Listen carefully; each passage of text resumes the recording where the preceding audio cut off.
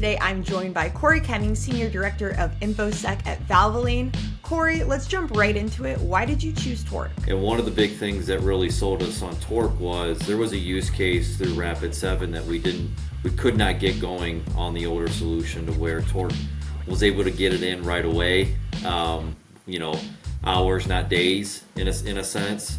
But for us, the no code was great. The possibilities of extending it to other areas, even outside of security, was a bright point, and something that we're continuing to work on as we speak. Corey, let's talk more about that Rapid7 integration. So what was your experience like with Torq? We really worked with the Torq sales engineers, which were top notch, to be honest. One of those where we actually wanted to keep him on longer term during deployment, but he's got other job responsibilities to do. But on our side, when we had the older solution, we never got it in, to Torq was able to get it in with under a week, and allowed us to get all those alerts into the Torq solution, have the automation in place to where it would go in there, see the alerts, actually perform some of the action for us within that solution, and do a lot of the communication through our Slack tool, which even as I sit today, I can get alerts. I'm actually looking at one right now on my main screen on my phone that says, hey, this alert came across, here's what was done.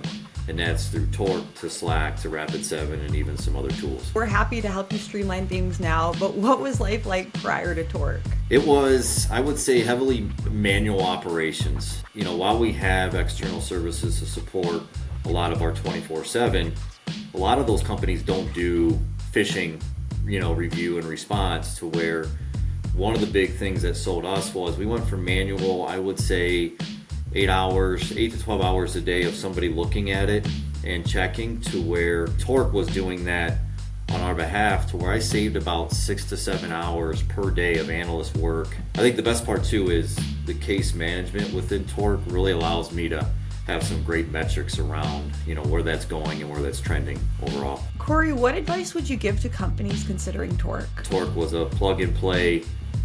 Day two, there was already value in place, that it was kind of a no-brainer, to where I've had to tell my team sometimes, like, hey, stop having so much fun at Torq and go do some other stuff, because they love it that much. That's awesome, Corey. Well, we're so glad that you and your team are loving Torq, and thank you so much for joining us today. Yeah, thank you.